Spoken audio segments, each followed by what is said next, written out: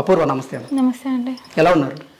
ఎంతో మందికి నా పాట ద్వారా ఆట ద్వారా ఎంతో మందికి ఆనందాన్ని కలిగించే నేను నా జీవితం మాత్రం విషాదం అనే చెప్పొచ్చు.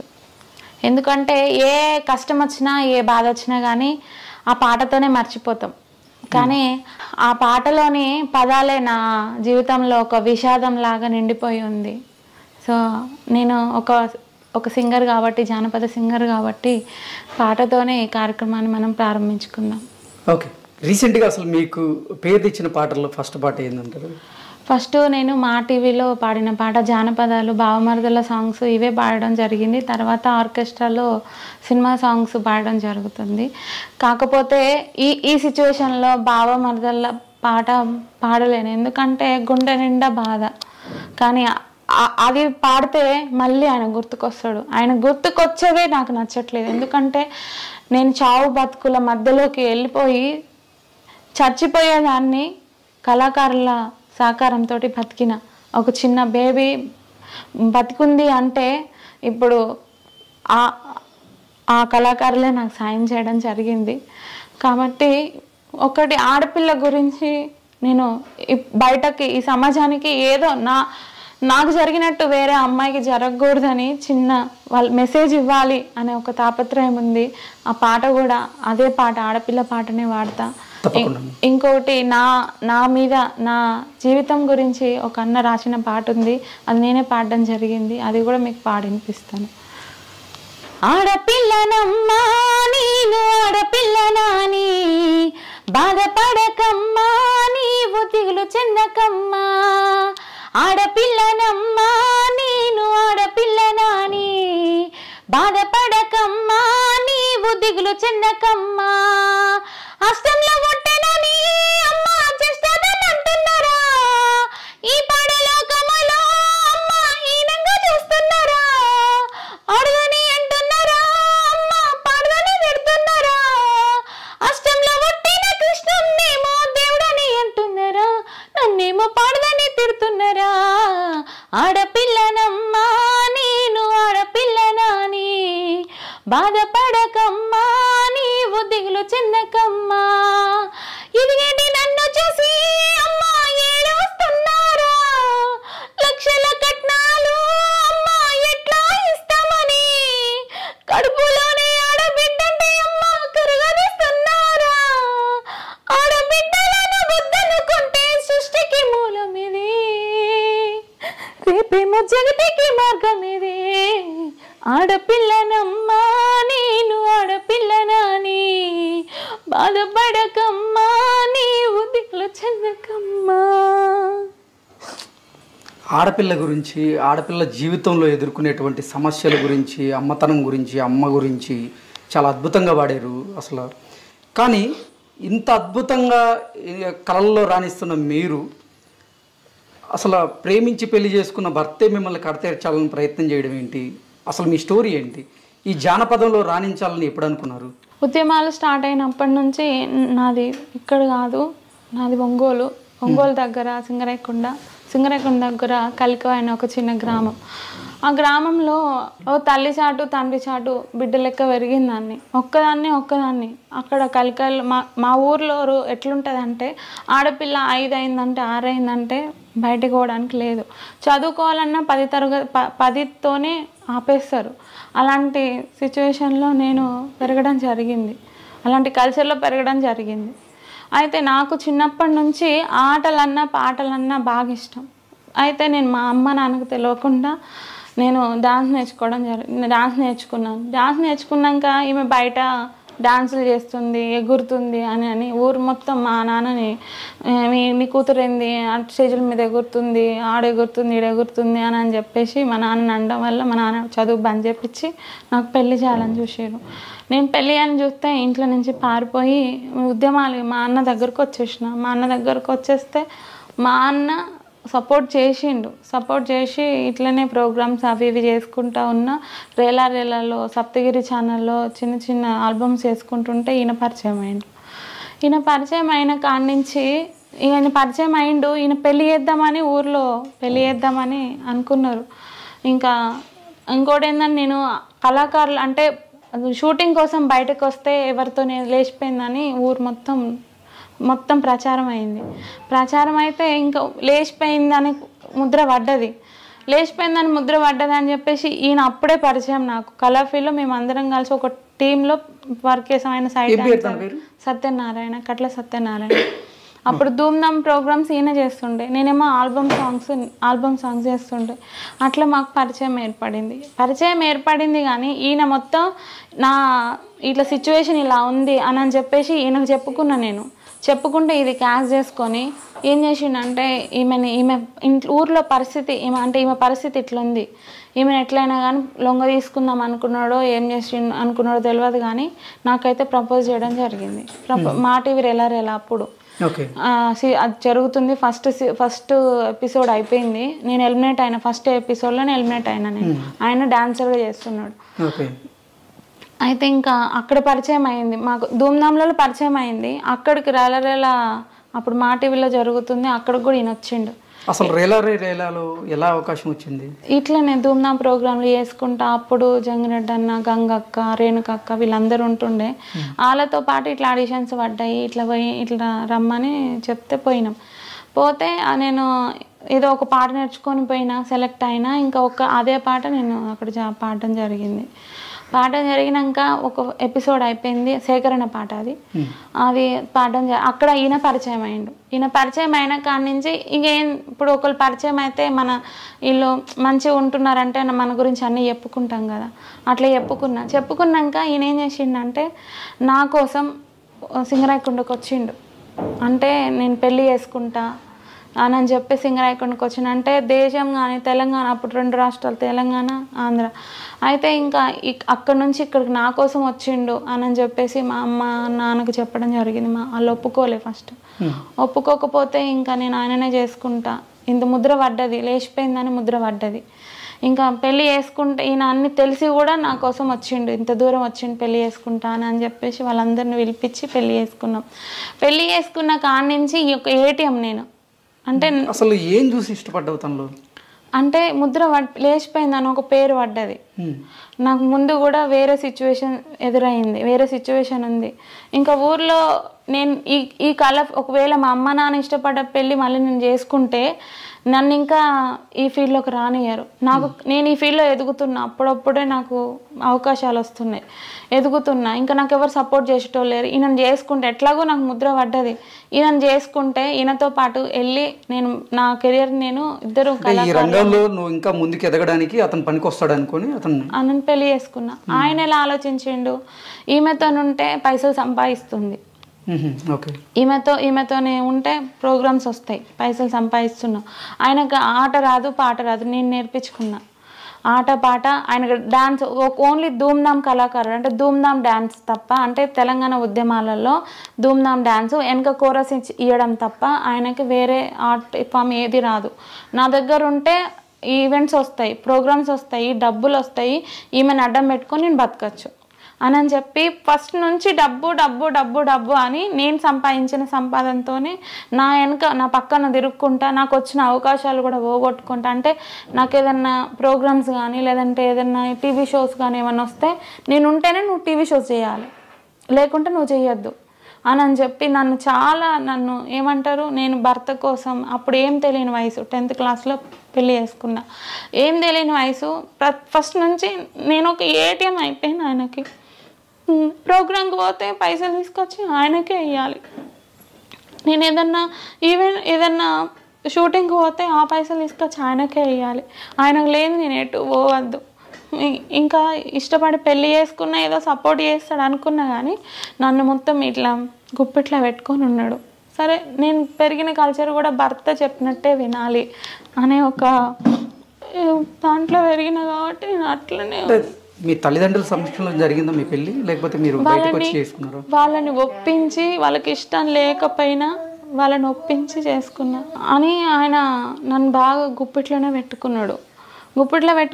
నేనేం చేసిన అంటే ఇంకా సరే ఇది జరుగుతుంది పిల్లల కోసం చూపించుకోవాలి అని అన్నట్టు పిల్లల కోసం పోయినాం. పిల్లల కోసం ఎప్పుడైతే పోయినామో, అంటే అసలు వివాహం అయిన తర్వాత నీతో ఎలా ఉండేవాడు? ఇప్పుడు వివాహం అయినాక ఆయనను పెళ్లి చేసుకున్నాక 2 సంవత్సరాలు ఇదే మనీ మైండ్, సంవత్సరం మంచిగానే ఉన్నాం. అంటే సంవత్సరం మంచిగా, 2వ సంవత్సరం నుంచి మొత్తం మనీ అంటే ఈమె నన్ను ఒక గుప్పిట్లో పెట్టుకున్నాడు. మనీ పైసలు, నేను తీసుకొచ్చిన పైసలు ఆయనకి ఇవ్వాలి, 2 సంవత్సరాల తర్వాత నాకు జాబ్ వచ్చింది TSSలో, తెలంగాణ సాంస్కృతిక సారథిలో. ఆ జాబు ఆయనకు రావాలి, నీకెందుకు వచ్చింది, నువ్వు నన్ను పెళ్లి చేసుకున్నావు కాబట్టి నీకు వచ్చింది. కానీ ఆ జాబ్ ఆయనకి ఏమని నన్ను టార్చర్ పెట్టిండు. అంటే ఒక సపోర్ట్ లేదు నాకు. అసలు అయితే నేను గోరటి వెంకన్న సార్ దగ్గర నేను ఉద్యమాల్లో చేసిన కాబట్టి నాకు జాబ్ వచ్చింది. అంటే ఆంధ్రలో పుట్టినప్పటికీ తెలంగాణలోనే ఉద్యమాలు చేసిన, నేను తెలంగాణలో ఉన్నా కాబట్టి నాకు జాబ్ వచ్చింది. నువ్వు నన్ను పెళ్లి చేసుకున్నావు కాబట్టి నీకు జాబ్ వచ్చింది. ఆ జాబ్ నాది. దానికి ATM బ్యాంక్ అకౌంట్ దాంట్లో అప్పుడు సాలరీ అకౌంట్ ఉంటుంది కదా, జాబ్లో జాయిన్ అయ్యేటప్పుడు బ్యాంక్ అకౌంట్ డీటెయిల్స్ అడుగుతారు, ఇవ్వాలి. నీది ఇవ్వద్దు, నాది ఇవ్వమంటాడు. అదేంటి? నువ్వు నన్ను చేసుకున్నావు కాబట్టి జాబ్ వచ్చింది, నువ్వు నాకు పెట్టే జాబ్ నువ్వెందుకు చేస్తున్నావు అని చెప్పేసి అక్కడ కూడా నన్ను ఎట్లా అంటే చిత్రహింసలే అనుభవించిన నేను ఏడవడానికి లేదు. నువ్వు ఏడవాలంటే రూమ్లో లాక్ పెట్టుకొని ఏడవాలి. నేను రూమ్లో వెళ్ళి బయట ఏడిస్తే నా ఇజ్జత్ తీస్తావా, నువ్వు బయట ఎందుకు ఏడుస్తున్నావు, నేను ఏదో చేసిర్రని అనుకోరా నన్ను. రూమ్లో వెళ్ళి ఎంత ఏడుస్తావో ఏడవని అంటే ఒక రూమ్లోనే నా లైఫ్ మొత్తం ఎవరికి చెప్పుకోలేను. పెద్దలకి చెప్పుకుంటే నీకు ఇష్టం వచ్చినోడిని ఆయననే పెళ్ళి చేసుకుంటా అని చేసుకున్నావు, ఇప్పుడు అనుభవించాని వాళ్ళు అంటారు. నాన్న సంవత్సరానికి పిచ్చోడైపోయిండు, పరువు పోయింది. వేరే ఆయనను పెళ్లి చేసుకున్నది, కుల పొండి పెళ్లి చేసుకున్నదని అందరూ సోటిపోటి మాటలతోని మా నాన్నని హింసించినందుకు మెంటల్గా మైండ్ డిస్టర్బ్ అయిపోయింది. నాన్నకి చెప్పుకోలేను, అమ్మకి చెప్పుకోవడం. ఒకవేళ ఎవరికన్నా చెప్పుకుంటే నా బరువు పోతుంది. కళాపిల్లో ఏదైనా చిన్నగా లోపం కనబడ్డా ఆమెను వేరేలాగా చూస్తారు. తన భర్తనే ఇట్లున్నాడు, మేము లొంగ తీసుకోవచ్చు అని చూస్తారు. అంటే అందరూ కాదు, కొంతమంది మాత్రం. అలాంటి సిచ్యువేషన్లో నేను ఎవరికి చెప్పుకోలేకపోయినా. అదొక్కటే కాదు, పెళ్ళైన 2 సంవత్సరాల దగ్గర నుంచి వేరే అమ్మాయితో అఫైర్లు పెట్టుకోవడం, ఎవరినెవరినో అమ్మాయిలు ఇంటికి తీసుకురావడం. అసలు పెళ్ళైన కొత్తలోనైనా మిమ్మల్ని బాగా చూసుకున్నారా? ప్రేమగా చూసుకున్న సందర్భం ఉందా? ప్రేమ నేను వెనక తిరిగి చూసుకుంటే నాకు ప్రేమ అయితే కనబడతలేదు. నా లైఫ్లో మొత్తం వేరే అమ్మాయిలతో వెళ్ళడం, వేరే అమ్మాయిలతో అఫైర్ పెట్టుకోవడం, డబ్బు కోసం నన్ను యూజ్ చేసుకోవడం. నేనేమో లవ్ మ్యారేజ్ చేసుకున్నా, సమాజంలో చేసుకున్నది మంచిగా బతుకుతుందని అనిపించుకోవాలని ఎంత కాంప్రమైజ్ అయ్యి ఎన్ని తప్పులు చేసినా కానీ దిగమింగి ఎంతమంది అమ్మాయిలను దొరకబట్టిన వాళ్ళు వచ్చి నాకు చెప్పడం, మమ్మల్ని ఈవెంట్లకి దాండియాకి పిలుస్తాడంట, నేను ఎక్కువ ఇస్తా, పేమెంట్లు ఎక్కువ ఇస్తా, నాతోని మంచిగా ఉండూరి, నేను చెప్పినట్టు వినండి అని వాళ్ళని బలవంతం చేస్తుండనంట. అంటే ఇతని స్వభావం పెళ్ళికి ముందు తెలియదమ్మా అని గ్రహించలేకపోయావా? అంటే అప్పుడు తెలియని వయసు, 10వ తరగతి అంటే ఎంత ఉంటుంది. ఇంకోటి ఏంటంటే పల్లెటూరులో పెరిగింది అన్ని. అంటే ఈ లోకం అంటే ఇట్లుంటుందని తెలియదు. నేను ఒక్కటే ఆలోచించిన, నేను ఎదగడానికి ఒక కళాకారుని వేసుకుంటే, నిజం చెప్పాలంటే అది లవ్ మ్యారేజ్ అని కూడా అనం. అది ఏంటంటే ఆయన స్వార్థం కోసం ఆయన చేసుకున్నాడు, నాకు నింద పడ్డదని చెప్పేసి నేను చేసుకున్నా కానీ మంచిగా ఉంటా అనుకున్నా కానీ ఈయన మనసులో ఇంత ఇది ఉందని చెప్పి ఏం తెలియని పిల్ల ఎట్లా యూజ్ చేసుకుంటే అట్లా యూజ్ అవుతుంది. నేనేం చెప్పినా వింటదని ఆమె దగ్గర డబ్బు ఎట్లాగో ఆమె దగ్గర కళ్ళు ఉన్నది. ఇప్పుడు ముందు జాబ్ రాలే, పెళ్ళైనాక 2 సంవత్సరాల తర్వాత వచ్చింది. అయితే ఇంకా 2 సంవత్సరాల తర్వాత ఇంకా ఆ శాలరీ కోసం టార్చర్ పెట్టుడు. ఇంకా మా చిన్నన్న ఉన్నాడు, ఇప్పుడు చనిపోయారు. రామకృష్ణ అన్న అని.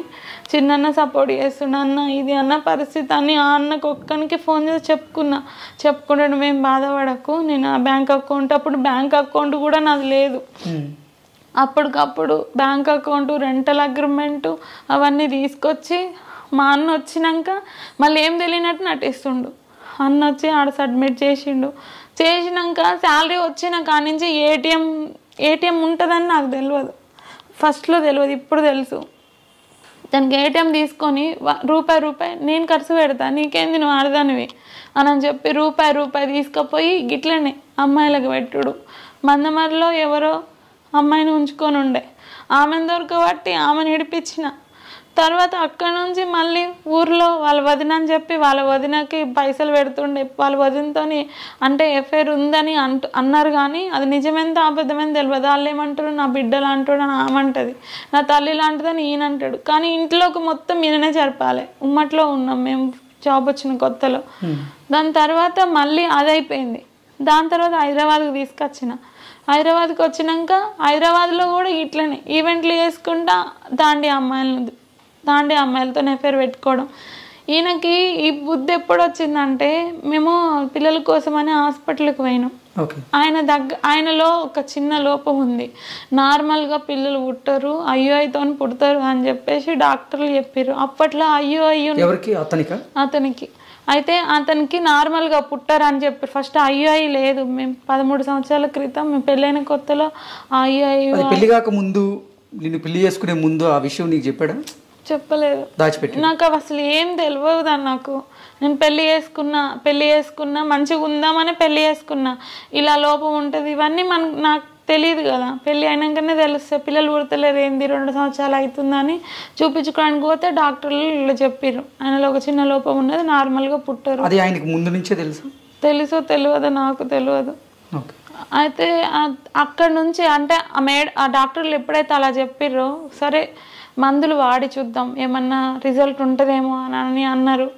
అంటే వాడినాం, 6 సంవత్సరాలు మందులు వాడినాం, ఎలాంటి ఫలితం లేదు. ఇంకా లేకపోతే లాస్ట్లో ఇట్లనే ఈవెంట్కి వెళ్ళినాం.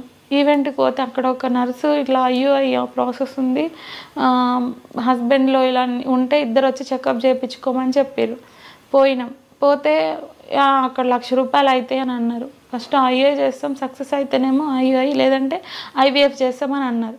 ఐవీఎఫ్ చేస్తామంటే సరే ఒప్పుకున్నా. ఈయన ఒప్పుకోలే, నాకు పిల్లలు పుట్టారు అన్నారు, ఐయుఐ ఏంది ఐవీఎఫ్ ఏంది, ఇట్లా పుడతారు, ఇంజక్షన్స్తో పిల్లలు ఎట్లా పుడతారు నీకు అని చెప్పి మళ్ళీ ఇదొక నాటకం ఆడుతున్నావా నువ్వు అని చెప్పి నేను ఒక ఏటీఎం అంతే, పిల్లలు పుట్టరు, ఈమెని ఇట్లనే ప్రోగ్రామ్ చేస్తుంది, జాబ్ ఉంది, డబ్బులు తెచ్చిస్తుంది, ఈ డబ్బులు పెట్టుకున్నాం నేను జల్సాలుగా. ఆయన హెయిర్ స్టైల్కి 2,000 ఖర్చు పెడతాడు, హెయిర్ స్టైల్కి. దానికి నెలకి 4 జతల షూలు కొంటాడు. ఆయనకు సంపాదన ఇప్పుడు ఆయన ఏదైనా సంపాదించే మార్గం ఉందా, లేదంటే నీ సంపాదన మేము బ్రతకడమే? అంటే పాప పుట్టేదాకా నా సంపాదనే.